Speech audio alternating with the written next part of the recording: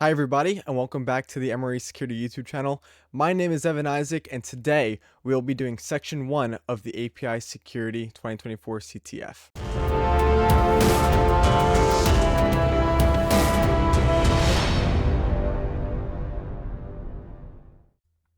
So in this episode, we're going to be doing section 1 of the 2024 CTF. This was a fantastic CTF.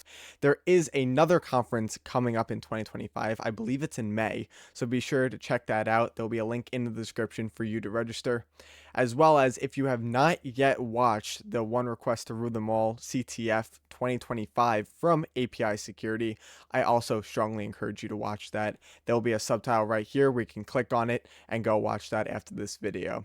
So to get started, this is going to be, like I said, the first section, multi-part series, and this is under construction. Looks like there is a web app on the target URL listed below, but the front end hasn't been built. Maybe you can use the API to get some flags. The first one seems pretty simple, and we have this target URL here. So let's go over to this URL. Let's see what we have. So we do have a web page, but it says that it's currently being worked on, and the API is on the /API endpoint. So we can come here and we can visit the doc. We see that there is a Note API version 1.0, so maybe we have to deal with versions, who knows? And the base URL is /API, something very important to remember whenever you're testing an API. So let's look through a few of the endpoints. It looks like we can access notes, we can look at our own notes, we can register, we can log in. There's a health check to see whether or not the server is up, and a flag with a GET request. So I'm assuming this is what we're going to have to target, and it looks like we need a session bearer token to access this, which makes me assume that we're going to need a first register user. So let's head over to the terminal and let's go to curl and let's start this up. So we're going to go over to this website and we'll take this, we'll paste it in here, and we're going to do register, and this should actually be a post now that I think about it. So it should be a post. We're going to want to do parameters. So we're going to want to do tag data or tag D. Let's do JSON, because since this is an API, most of the time JSON is the appropriate parameterization. So we'll do username, and we'll just set it to API Security, and we'll do password, and we'll also set it to something along the lines of, let's just say subscribe. After that, I think that looks good. Let's click submit, and invalid username or password. Well, we don't have a username or password, so let's see if maybe we could do a different one. So let's see, MRE, please subscribe, invalid username and password.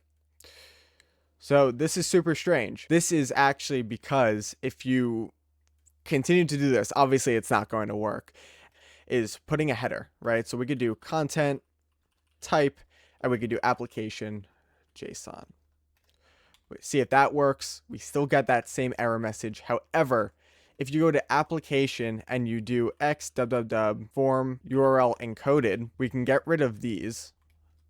And instead of doing something along the lines of this, so we'll get rid of all this data.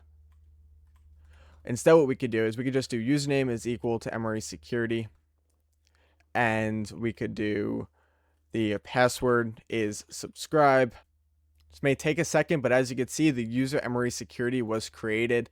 That's because sometimes whatever the developer really feels is necessary, they'll use the form URL encoded content type, or they'll use application JSON. So always make sure to check both of them. If something doesn't work, try to change the content type. If that doesn't work, there may be something wrong with the endpoint. So now that we have a user set up, we can go back over to the documentation and we could see how to log in. It looks like the form parameters are username and password. So all we have to do really is not move too much of this, just simply change API register to API login. When we click enter, we could see that we do get a session. Now, at the beginning, we did say something about get flag, and that required a session bearer token. So let's head back over here, and we could do a curl command, and we'll do a get request to, again, this URL, and we'll do flag. We're going to need to do the authorization, and then we'll do bearer, and then we'll add this session in here, and that looks to be good. I think everything is sound there. So let's click enter, and we get the first flag. No browser needed. So let's come over here. Let's submit the flag. There's another flag within the API. Now, we don't really know where this flag is, and we're kind of assuming that it has something to do with the notes, either that we create or that someone else created. So it looks like the admin says something about checking my notes. So if we go back over here, we could see that there is a get note ID section with the path parameter of just ID, meaning we don't really need to do much. So let's go back over here and let's just curl, and instead of API flag, let's just do API note and then 1. And it looks like there's just going to be a bunch of random data here. So what if we do 2? 2 does not exist. 3 also does not exist. Okay, so moral of the story is we're probably going to have to create a script to brute force this identifier. I don't know how big it's going to be or how long it's going to take. So let's quickly do a brute force script. So brute.py. Let's copy over this authorization bearer token because we're going to need that. And let's start doing it.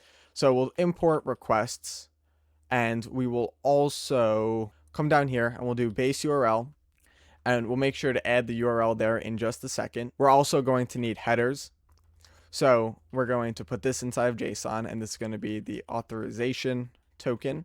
What else do we need? We also need a for loop. So for ID in range, let's do 1 through 500 to start. So now that we have the for loop, we're going to need to set the response to be the request.get, and then we're going to do an f string for format, and we'll do the base URL ID, as well as the headers is equal to headers. So we'll do if, let's say, APISECCON in response.text, we will do a print response.text. So all we have to do now is we have to just put the base URL in here. So we'll copy over the base URL, we'll paste it into here, and we'll do note and a slash there, and that should be everything.